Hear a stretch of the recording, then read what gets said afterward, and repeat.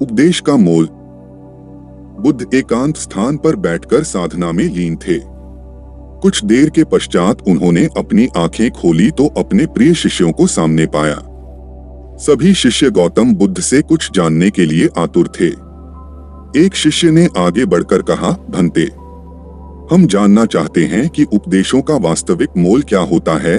शिष्यों को संबोधित करते हुए भगवान बुद्ध बोले, यह आवश्यक नहीं कि कोई भी साधु संत पूर्ण व्याख्या करके ही उपदेश दे, बल्कि वह किसी भी कार्य अथवा इशारे मात्र से भी उपदेश का महत्व समझा सकता है।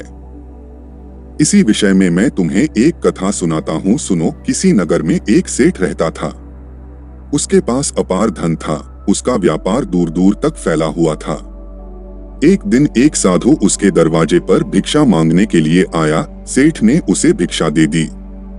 भिक्षा लेकर जब साधु जाने लगा तो सेठ ने उसे रोककर कहा, महाराज, मुझे कुछ उपदेश तो देते जाइए। साधु ने उसकी ओर देखा और बोला, हफ्ते भर बाद आज ही के दिन मैं फिर आऊंगा, तब उपदेश दूंगा। अपने वादे के अनुसार अगले हफ्ते साधु आया। सेठ तो उसकी राह ही देख रहा था।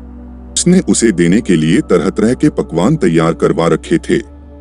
साधु ने उसके आगे अपना कमंडल कर दिया, लेकिन सेठ जैसे ही उसमें कुछ पकवान डालने को हुआ कि उसका हाथ वहां का वहीं रुक गया। वह बोला, स्वामी जी, इसमें तो कूड़ा है। तो साधु ने प्रश्न भरी निगाह से उसकी ओर देखा। सेठ ने कहा, इसे साफ कर दीजिए। साधु ने उसे झाड़कर पोंछ दिया। सेठ ने उसमें खाने की चीजें डाल दी। भिक्षा लेकर साधु जाने लगा तो सेठ ने कहा, महाराज, आप तो जा रहे हैं, क्या भूल गए कि आज आपने मुझे उपदेश देने का वचन दिया था? साधु बोला, अरे, क्या तुम्हें उपदेश नहीं मिला? तो सुनो, मेरे कमंडल में जब गंदगी थी तो तुमने उसमें खाने की चीजें नहीं डाली, उसे साफ करवा लिया। इसी तरह तुम्हारे अंदर काम, क्रोध, लोभ, मोह आदि जाने कितनी बुराइयां भरी पड़ी हैं। पहले उन्हें साफ करो, तब कुछ पा सकोगे। अब सेठ को साधु के उपदेश का मोल समझ में आया और उसने उसको अपने जीवन में डालने का प्रयत्न किया।